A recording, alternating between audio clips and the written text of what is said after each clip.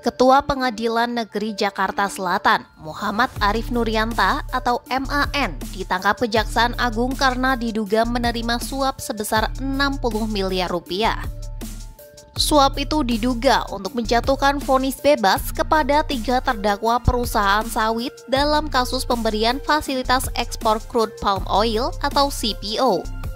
3 perusahaan itu adalah PT Wilmar Group, PT Permata Hijau Group, dan PT Musimas Group. Arif yang sebelumnya menjabat sebagai Wakil Ketua Pengadilan Negeri Jakarta Pusat diduga menerima suap dan gratifikasi untuk mengatur putusan bagi 3 terdakwa korporasi itu. Jadi MAN saat itu menjabat sebagai Wakil Ketua Pengadilan Negeri Jakarta Selatan. Pusat, yang saat ini yang bersangkutan menjabat sebagai Ketua Pengadilan Negeri Jakarta Selatan.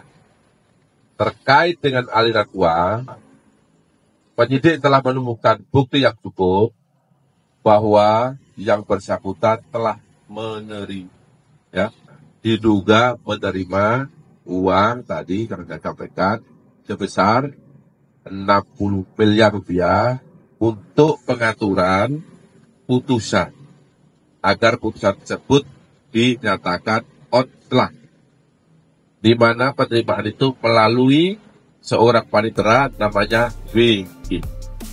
Selain MAN, Kejagung juga menetapkan 3 tersangka lain, yakni Panitera Muda Perdata Jakarta Utara atau WG, kuasa hukum korporasi Marcella Santoso, dan advokat berinisial AR. Ketiga tersangka tersebut diduga terlibat dalam korupsi suap dan gratifikasi yang melibatkan tersangka Hakim Arif.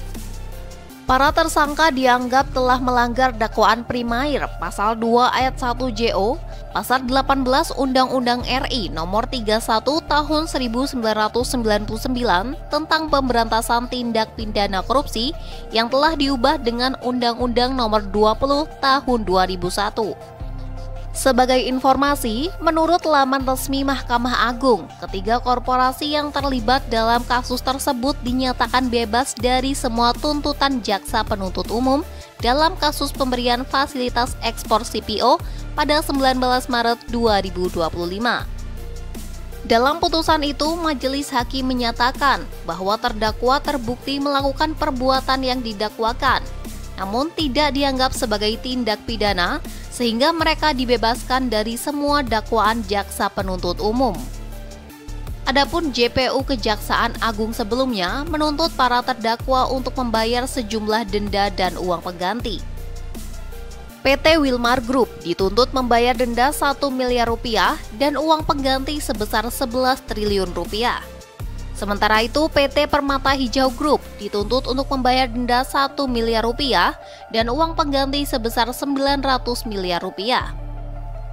Di sisi lain, PT Musimas Group dituntut untuk membayar denda sebesar 1 miliar rupiah dan uang pengganti sebesar 4 miliar rupiah.